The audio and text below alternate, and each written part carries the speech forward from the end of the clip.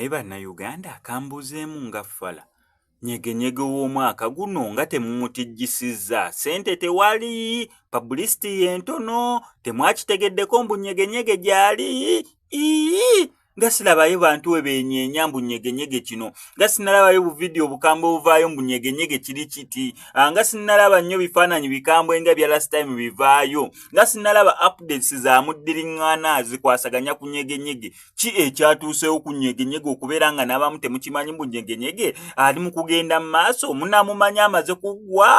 bannayuganda lwaki mwerabira nnyo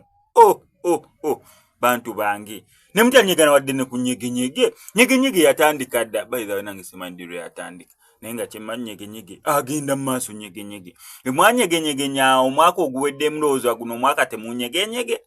nsabuuza baana bange ab'obulenzi batabani ba falaawo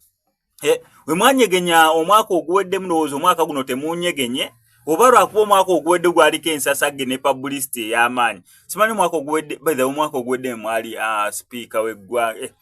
former speaker w'eggwanga erya Uganda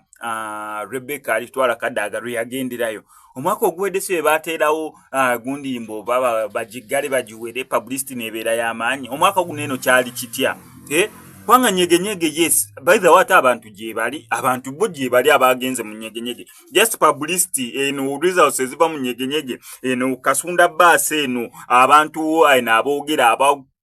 abatokomosibwa omugambo be babuzeemu ku guno omulundi kati neebuuza lwaki babantu sente bazisasudde wiiki n'aba bagenda beera nga banyegenya naye nsuubira batabani ba falaawo mu ggwanga erya Uganda akasente katono akasente keekuttemu oba Christmas esembedde nnyo ku guno omulundi oba naguli omulundi naye neera gwe guno omwezi gwa nyegenyege neera December yali addako kati kyesimanyi oba omwaka ogwedde banyegenya nnyo nga guno omwaka basazewo beewummuzeemu oba waliwo ensonga endala sejasti njagadde buuza ku batabani ba falaawo naye wano ku SMX Media ate ng'era agise bugwawo avuddeyo okubeera ng'akunaazaako ennaku gwe wenna ayita mu kusoomozebwa okw'enjawulo ng'akulombera edduwa olina bizibu bya bizinensi onoonya mulimu visa relationship ebizibu byonna eby'enjawulo ajja sobola bulungi nnyo okubeera ng'akulombera edduwa ng'omukubirako ku nnamba yeeyo ey'essimu mukwatagane